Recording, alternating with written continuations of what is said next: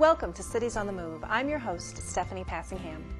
Well, last week we talked about flying down the hill in a soapbox derby car. This week we'll be doing it on a mountain bike. We visit Mankato near Mankato, Minnesota to check out this thrilling sport. We meet Heather Moore, who lives just outside Mankato, along with her children and their favorite poultry friends. And finally, we talk with Tanya Angie, Mark Knopf, and Nancy Zalek to learn more about the new and renovated parks in Mankato.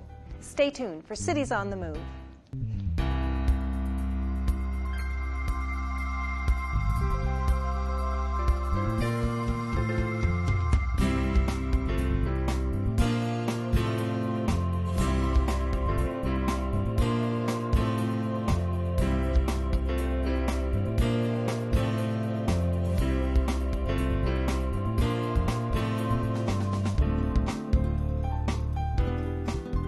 Heather Moore and her family live just outside Mankato, and they adore their fine feathered friends. Let's learn more about raising chickens. Well, my name is Heather Moore, and I'm a 40-year-old stay-at-home mother, and this is my daughter, Aiden Erpelding. We've had chickens for about a year now, a little over a year. We live in the country, and we thought that we would like to have our own eggs, and we just got some right from Tractor Supply. And we didn't know exactly what we were going to end up with, but we have some really nice birds. Well, chickens are really easy to take care of. I mean, I'd even say they're easier than a cat. Pretty much we have a little shed, and we put a dog kennel around the shed, and we clean their kennel out, I'd say like every 2 weeks, 3 weeks. Chickens are hilarious. I love my chickens. They're very friendly, and they're very cuddly, as you can see. They're comical because they're really actually very attracted to people, surprisingly. You know, I call them at night, and they just all come running, and we don't have to worry about putting them in the coop. They go right in the coop at night, and they know where to go. It's interesting because the rooster, he really does take care of the girls. So if we pick one up and they find they're in an upsetting situation, he'll come running, you know, to kind of watch after them and protect them. And the hens, they're very loving. You know, we pick them up and we actually can hold them like a baby. And my children pick them up and cuddle them, and they've just been a real joy in our lives, a really great pet. But we pretty much have our chickens for eggs, yep, and pets, and fertilizer, and compost. Absolutely, every day what do we do in the morning? We go and get the eggs. We go out and get the eggs, and then they help me feed them. They help me give them their snacks, call them in, and a lot of times we spend the summer catching different kinds of bugs, worms, yeah, grasshoppers. We feed them to the chickens. It's really fun. It's very entertaining. There's nothing better than having fresh eggs, you know, instead of a store-bought egg. They're larger. Their yolk is bright yellow. They teach us how to treat animals. You know, my children are being raised up with animals, and they're learning how to be caring and kind. They give me fertilizer for my garden. They are a way for us to compost our food. And it's really fun having eggs and giving to other people. It's a real treat to have a fresh dozen of eggs given to you. It's a beautiful thing, sharing. We're very lucky, very fortunate to have beautiful pets. I got fishy feet. Yeah, you do. We saw this. Well, today we're talking with some folks from Mankato about the importance of community parks. And I want to welcome our guests. We have Tanya Angie, and we have Mark Knopf. We also have Nancy Zalek. Thanks so much for being here. Thanks for having us. All right. Well, let's talk a little bit about why parks are important to communities. And Mark, maybe you can tackle that one for us. Well, you know, to me, as I came to this position in Mankato about 2.5 years ago, that was one of the things that drew me to it, was the fact that they had such a wide array of parks. They actually have 44 parks, and we're in the process of building a 45th park.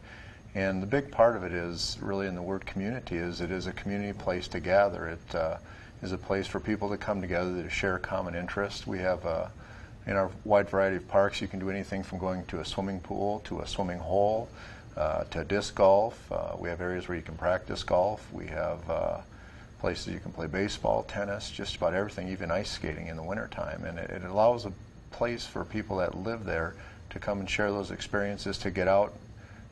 We even have just areas that are just quiet areas that people can just sort of go and enjoy and sit down and enjoy nature. And I think that's what it really does for the community. It just allows a place that people gather and improves the quality of life for everyone. Great. And give us a sense of what some of the uses are of the parks that you folks enjoy. Well, one of our newest parks, Riverfront Park, is festival grounds, and it also serves to reconnect Mankato with the river. Riverfront Park is a 12-acre park. The grand opening was held late last summer, and it includes a trailhead building which connects the Red Jacket, Cicada, and Minnesota Trail system, so connecting a 60-mile continuous off-road trail system.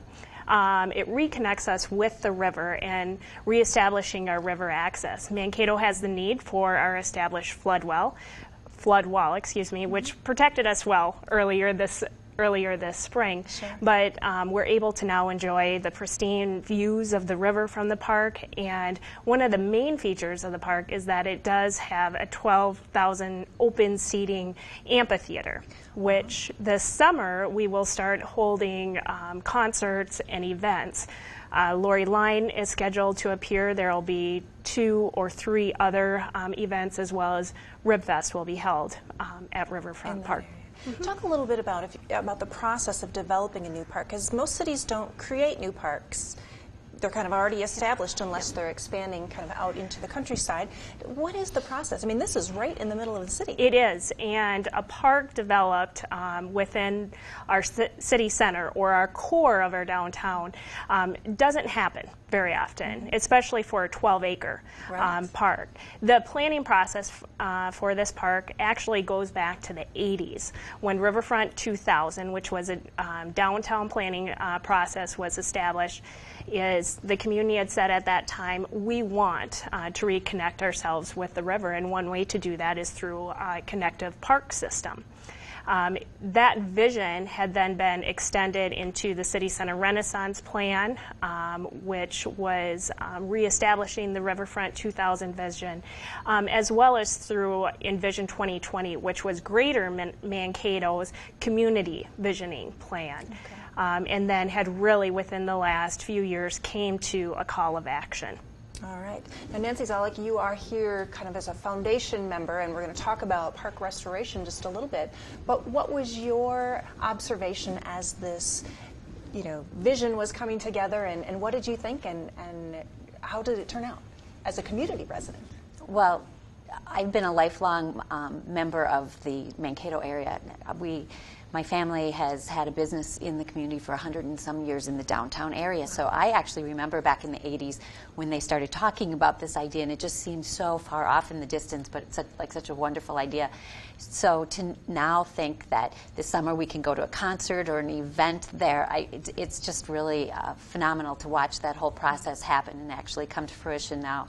So it's tremendous. I know a lot of people that are excited about the possibility of the different events that are going to be there. I also sit on a number of nonprofit boards who are hoping to be able to take advantage of that space to have events and fundraisers and those kinds of things. So I just think it's a win-win for the community. Great. Now, as you have a business downtown, I know parks are a great attribute for residents and visitors to the community, but do you see that as a plus for the downtown business community as well? I should clarify that. We no longer have that business in town, but yes, absolutely, without a doubt, it just enhances the downtown, which has really been going through a downtown renaissance process that is making a huge difference in the quality of what is going on in that community. So this park process is just a wonderful addition to that. Great. Now, Mark, you're with Public Works. Give us a sense of perhaps the mechanics of what it takes to make something like this happen, infrastructure and land acquisition, or what needed to happen to make this possible. As I said earlier, I got to the city about 2.5 years ago and started, and the process was, I won't say in full swing, but the initial design concept was out there.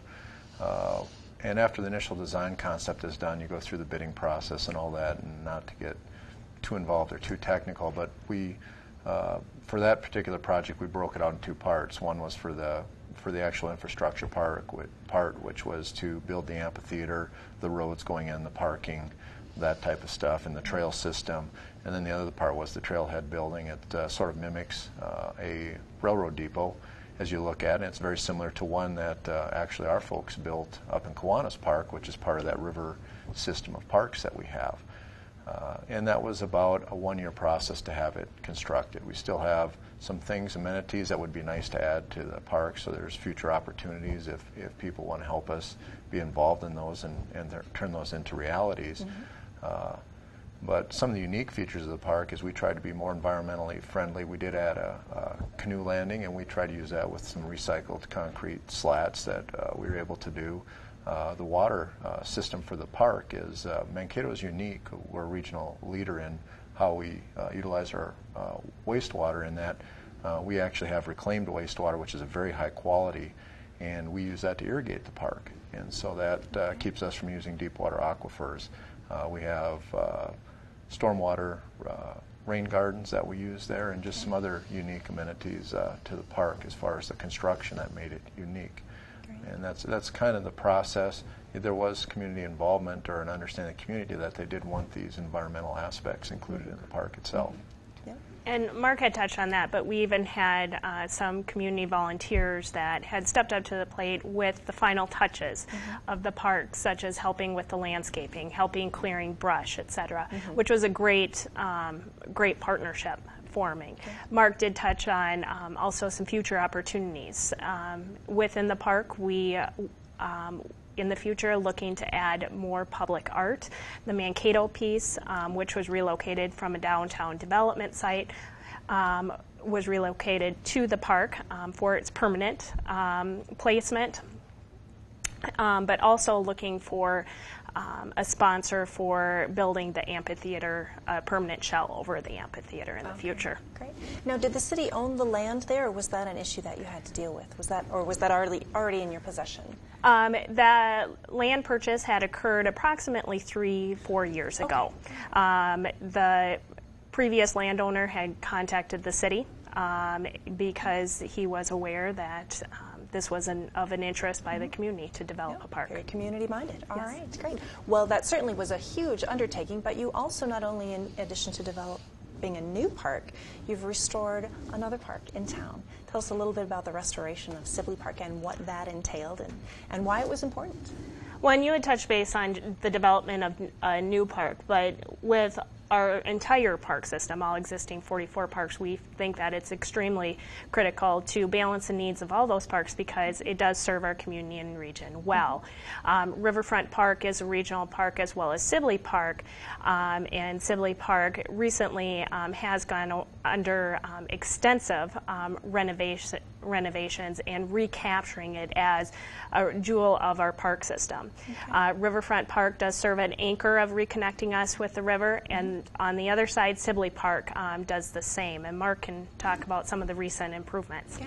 What are the features available there? Well, one of the things that I sort of again walked into the middle of was at Sibley Park was the farm. Well, no, and it was. I kind of enjoyed the challenge, but was the Sibley Park Farm, which was years ago. I have a little bit of the history again. I'm originally from the Loma area, not Mankato, but it used to be a zoo, and then due to one of the floods, the zoo sort of went away. And it was sort of to reinvest back into that park because that used to be essentially a huge draw to Mankato, is to come to the zoo there.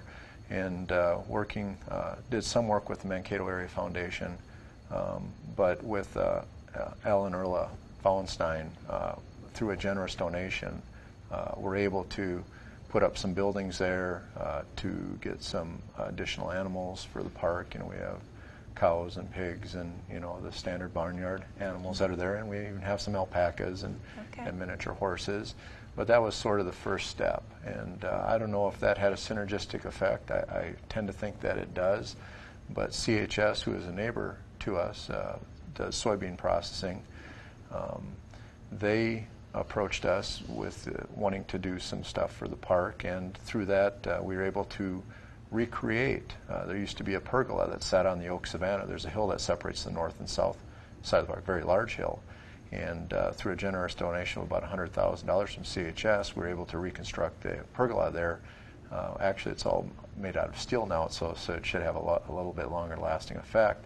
And then also, we recycled about 27,000 pavers out of a Jackson Street project, where we took those and we have a beautiful rock garden on the west end of the park that we use for, we use the pavers. We used to have asphalt in there. We took all the asphalt out and we put the pavers in, and it just made a beautiful touch, some beautiful touches to that, and that was all made possible by CHS, their generous donation.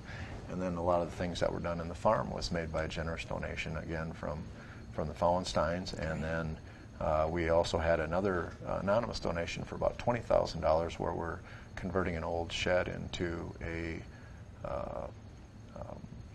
picnic pavilion, and then we also want to try to get some antique equipment to put in there so that kids can kind of crawl on it and play on it and do some things like that. We have some future needs that we've identified. One that we would like to do is we'll be consolidating Public Works into the old MnDOT building, and as such we won't need our park offices anymore. We'd like to turn that into a gathering area for people. We have a lot of weddings that are done in the park. The pergola is used. We have beautiful gazebos. We put a lot of extra effort not only into the flower garden but into our gazebos and other areas. And so that, you know, to make that a possibility, we also are looking at putting in a children's sculpture garden that would link itself to the rock garden itself.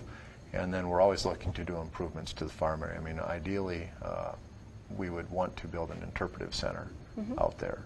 And so that's some of the things. Big plans. We have big plans. It's probably, I would say, it's probably our most used park. I mean, it's because it's close to the water plant and also close to, I go see the park staff, and as I go around, I don't think there's nary a day that I don't go by there that somebody's in the park using it, even on cold fall days. That, Nancy, now you are with the Community Foundation, or the Mankato Area Foundation. Give us a sense of how that organization played a key role in helping, particularly with the Sibley project.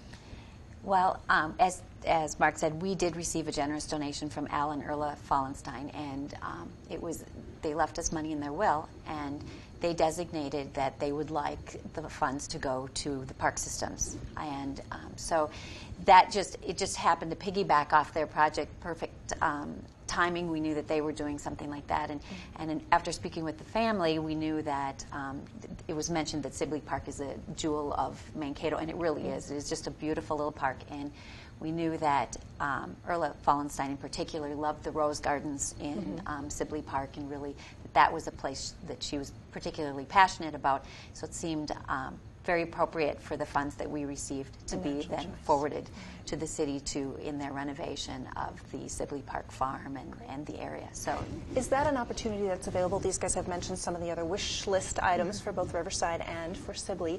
Is the foundation the place where people can make a contribution if they would like to support those projects, or should they be making them straight to the city, or how does that work? It's a wonderful, I think we serve as a wonderful conduit to those kinds of projects. By making a donation to the Mankato Area Foundation, we're a 501c3 nonprofit, so they get a nice tax deduction in the process, and they become donor advised. Then they can help give us some direction as to where they would like to see those funds go, and projects like the amphitheater, some of the other park system projects that they have going on. It's a wonderful way to use our foundation to make an even greater impact on the community. It's why I love my job, because it's so much fun to do those kinds of things and to partner with Tanya and Mark and in those kinds of projects where you can just really see that it's made a difference. Make a huge difference. Great. Well, it sounds like you guys have developed a wonderful partnership and have some great things going on in the community. I want to thank you for coming over and telling our audience all about it. Thank you. Thank you for having us. Stay tuned for more Cities on the Move. Most people think of skiing when they think of Mount Cato, but you can have just as much fun visiting these hills in the summertime. Let's check it out. In the last 3 decades, the sport of mountain biking has gone from elite pockets of outdoor daredevils to mainstream throngs of outdoor enthusiasts. Mountain biking has become a sport for athletes of all ages, and you definitely need to be in shape to enjoy this sport. John Nelson of Mount Cato explains how this form of bicycling is different from regular road riding. Mountain biking is basically where you're taking your bike off-road, and the difference mainly is the pavement. A lot of riding that people do are on trails, paved trails, the road, road biking and whatnot. Mountain biking is typically done off-road, gravel roads, and single-track mountain bike trails. So. Equipment is fairly straightforward. Obviously there's the mountain bike, but basically there isn't a whole lot other than a helmet. You're definitely going to want to wear a helmet when you're mountain biking. But comfortable clothes, you can wear cycling clothes, a tighter fitting, moisture wicking type, or else you can just wear nice, loose, comfortable fitting clothes. There's really not a whole lot to it other than the bike and the helmet and water, maybe some eye protection, but it's pretty basic. Mankato looked to mountain biking as a complement to its winter ski business. Here at Mankato, we say that we have around 7 miles of total trails. I think it's about a little over 2 miles for one loop, and then there's loops that go off of that. So a person could do a total of about 7 miles. When we first built it, there was quite a bit of work, and then now each year it seems to be less and less. The trail kind of, once we figured out how to do different maintenance things, it tends to not be as much. So, but yeah, we add gravel here, or remove bigger trees that fall down, or each spring we tend to do quite a bit. There's usually somebody out here at least every day, 1 or 2 people. Some days are more. Usually weekends are a little bit busier. It's usually never too crowded. The busiest times are when we have a race. There can be upwards of 200-300 people. So that's, I would say, probably the biggest days we would have. This year there's only going to be 1 race. In the past we've had up to 4 races. The race this year is going to be at the end of June. One of the area's most active racers is Jenna Reinhardt. She took up mountain biking when running injuries forced her to look for alternative training options for skiing. My first real mountain bike that I got was, I think I was around 15, and I started getting into that. I downhill ski raced out here at Mankato, and I was looking for a way to stay in shape in the summer. And I was a runner, but I had some injuries with that, and so Mankato had mountain bike trails in the summer, so I started picking up that and just fell in love with it from there. Since falling in love with it, Jenna has raced around the world. I usually race all the way from April through October, so you can race every weekend if you want to. There's races all over the Midwest and the country, and I've raced a few places around the world too. When I was, I think 22, I got to represent the U.S. national team in New Zealand for the World Championships. So that was a pretty cool experience racing there. And I also got to go to Brazil and race too, which is just cool to see a different area of the world, and you get to see so much when you're riding your bike. You get to ride through the town and check out the varied terrain.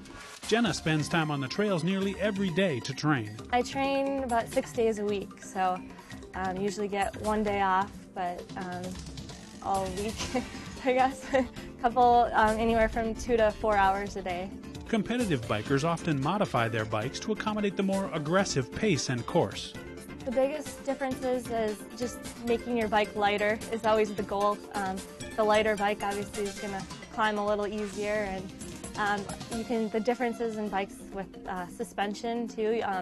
You can have a rigid bike where there's no suspension on it, so it's going to be pretty rough on the trail. Then you can have front suspension, so the fork will make it a little smoother, or you can have both where you have it in the rear as well. Those are things that you can just upgrade to your bike or change bikes with, depending on the course and how rough it is. They also make carbon bikes now too, so that's a big difference than aluminum. It's a lot lighter and it rides a lot smoother. Whether you're a professional racer or a recreational biker, the thrill is the same. I love mountain biking because I basically love the outdoors. I love camping and doing all the outdoor sorts of things. But the downhill, riding up the hills and then going down fast through the tighter trees, tighter turns, drops and jumps, it's just a thrill for me.